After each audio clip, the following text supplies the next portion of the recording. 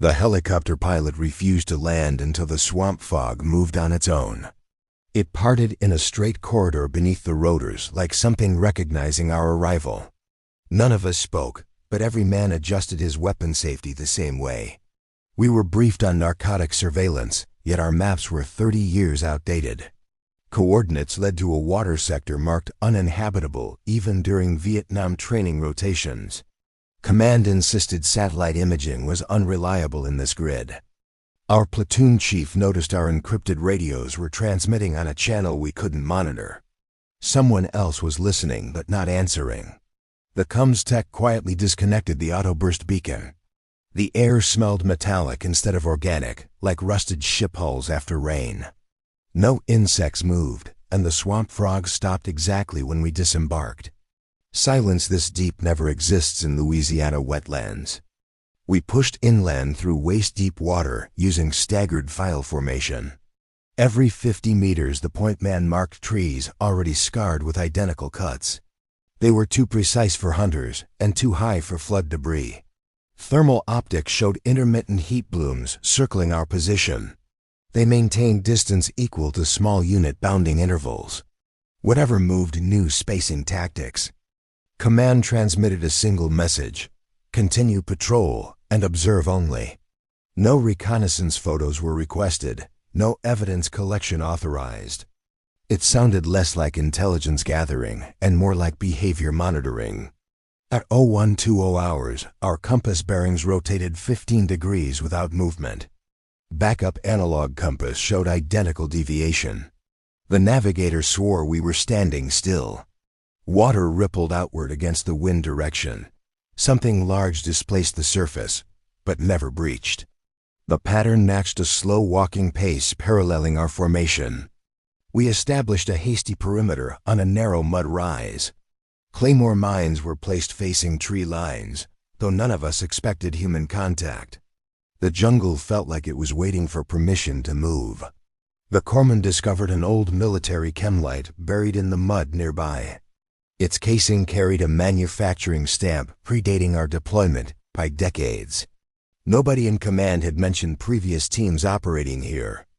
Then our rear security tapped twice on the cum line, the signal for visual contact. He whispered he saw a silhouette standing upright in chest-deep water beyond the trees. When we turned, the water was empty but still dripping from something tall enough to leave the branches swaying. Night swallowed the swamp faster than the sunset predicted on our watches. Our nods painted the trees in flat green, yet shadows kept shifting independently of our movement. Something ahead was disturbing the darkness before we reached it. We advanced on infrared discipline, no white light, no unnecessary comms. The water temperature dropped sharply in isolated patches around our legs. It felt like stepping through invisible footprints left seconds earlier. The point man halted and raised a closed fist. Thermal showed a warm mass sliding behind cypress trunks matching our speed. It stopped every time we stopped. Our sniper covered rear security while the navigator checked bearings again. The compass needle trembled like it resisted a magnetic pull. The analog backup vibrated identically without electrical power.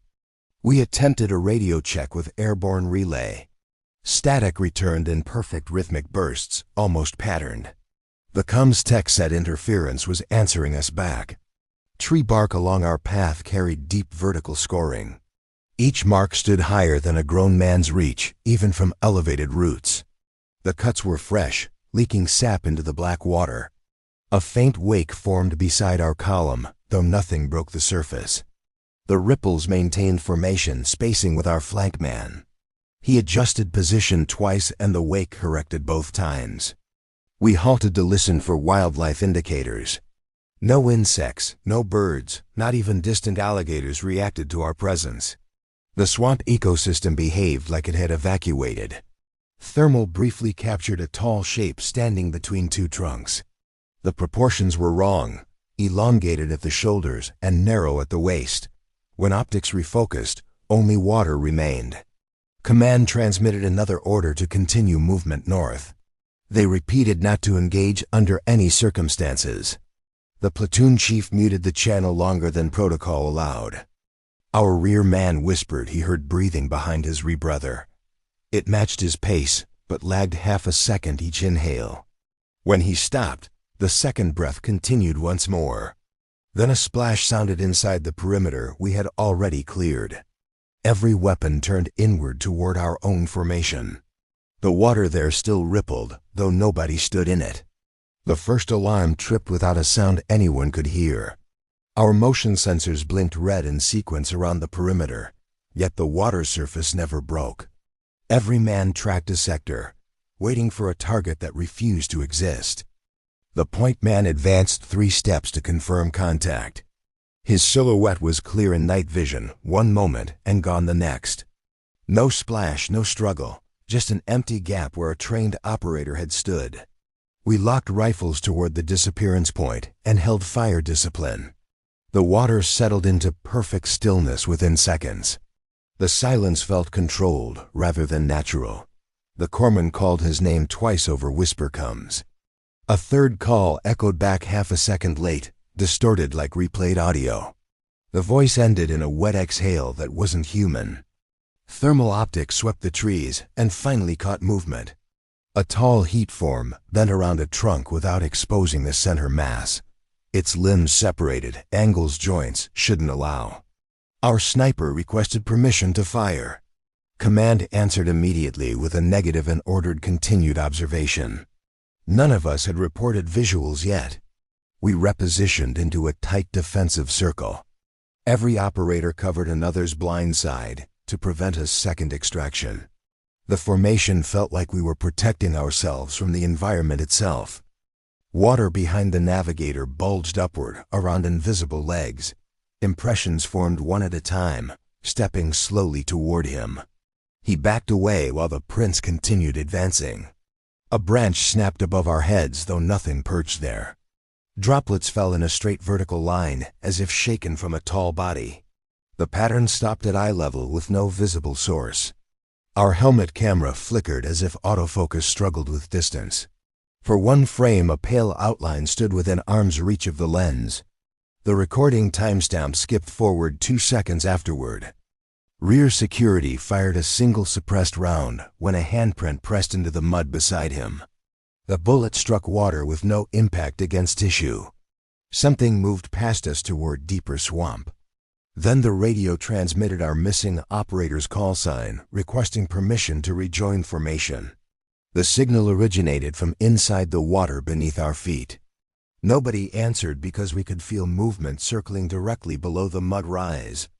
We requested immediate extraction under casualty protocol, and the answer came back too quickly. Command denied it before our transmission finished sending. They instructed us to maintain observation positions until further notice. The platoon chief repeated the request using authentication codes reserved for life-threatening contact. Higher command acknowledged the codes and still refused evacuation. The tone carried no urgency, only expectation.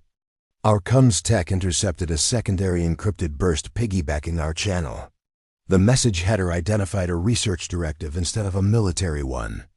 Someone outside Naval Command had authority over our survival. We pulled into a tighter perimeter with overlapping fields of fire. Claymores were rotated inward rather than outward. The decision was made without discussion. Thermal movement increased around the rise, circling at a measured pace. It kept exact distance like it understood explosive radius calculations. No animal maintains geometry under stress. A distant rotor signature sounded briefly over the canopy. The aircraft never approached the landing zone beacon. It hovered miles away as if waiting for a signal we didn't control. The corpsman checked ammunition counts while avoiding the water's edge. Each man reported identical rounds missing from magazines despite safeties intact. None of us remembered chamber checks failing. Command ordered helmet cameras remain active at all times. They requested biometric telemetry from our suits in real time. It felt less like support and more like data collection. Our navigator discovered old stakes hammered into submerged ground, forming a wide circle around the rise. The wood had petrified with age but aligned perfectly with our defensive perimeter. We had occupied a prepared position unknowingly. Movement halted simultaneously on all thermals. The swamp became completely still again, as though awaiting instruction. Even the water insects returned, but refused to cross the stake boundary. A final transmission arrived marked training observation phase. The wording referenced behavioral thresholds rather than engagement status. We understood then the mission objective was us. Something heavy stepped onto the mud just outside the stakes. The ground compressed in a single deep impression facing inward. Command calmly asked us to hold position and not interfere with approach sequence. We stopped reacting like a patrol and started thinking like prey that refused the role. The platoon chief ordered counter-ambush doctrine instead of perimeter defense. If something studied us, we would study it back. We killed all active electronics except passive optics. Even the helmet cams were disconnected from transmit mode. Whatever command watched would now watch nothing. The navigator mapped the thermal movement patterns on waterproof acetate. The loops intersected at 3 repeating points around the stake circle. It wasn't random wandering, it was territorial pacing. We placed chem lights in false positions away from our actual formation. The glow spread through the fog, creating phantom silhouettes. For the first time, the movement shifted toward the decoys instead of us. A massive wake cut through black water toward one light. Something rose halfway, displacing branches without revealing a body. The shape paused as if confused. Our sniper fired a suppressed round into the water behind it, not at it. The reaction was immediate and violent, thrashing away from the sound.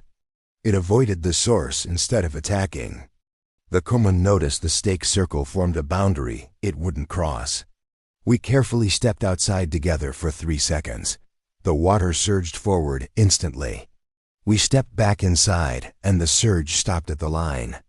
It respected the border like contact with it mattered.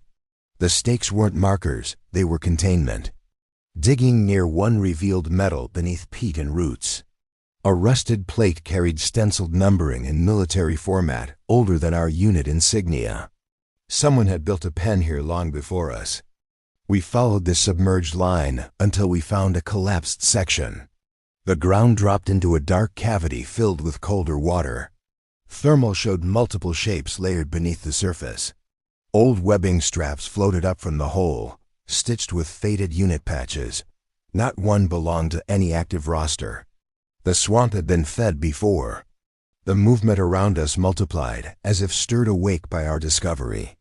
Ripples converged from every direction toward the broken boundary.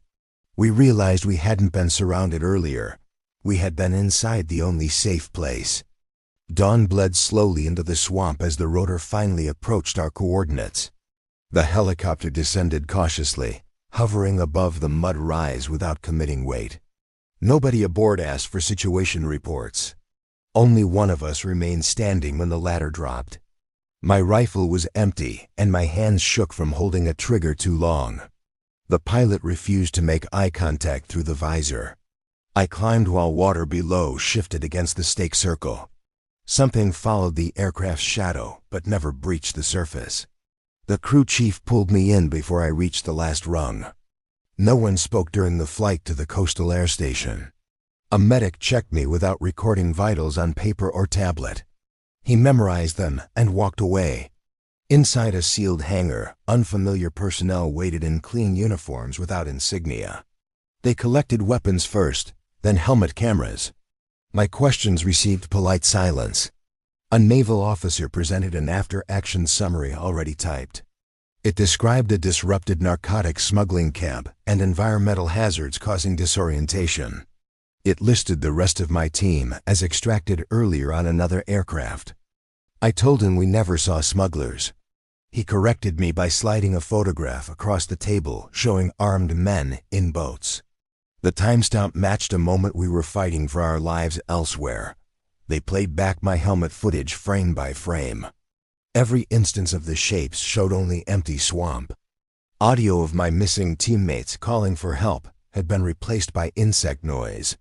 The officer explained stress hallucinations under marsh gas exposure. His tone stayed gentle but rehearsed. A signature line waited at the bottom of the report. Before signing, I noticed a final clip they tried to skip. The helicopter hovered above the swamp after my extraction longer than necessary. Something tall stood just beneath the rotor wash, distorting the water in a perfect circle. The officer shut the screen off and asked if I understood national security obligations. I asked him how long they had been feeding it teams. He didn't answer, which was answer enough. Years later, I still wake hearing breathing that lags behind my own inhale. Some nights the air smells like metallic swamp water beside my bed. If this record ever reaches you, ask yourself why they trained us to survive everything except observation.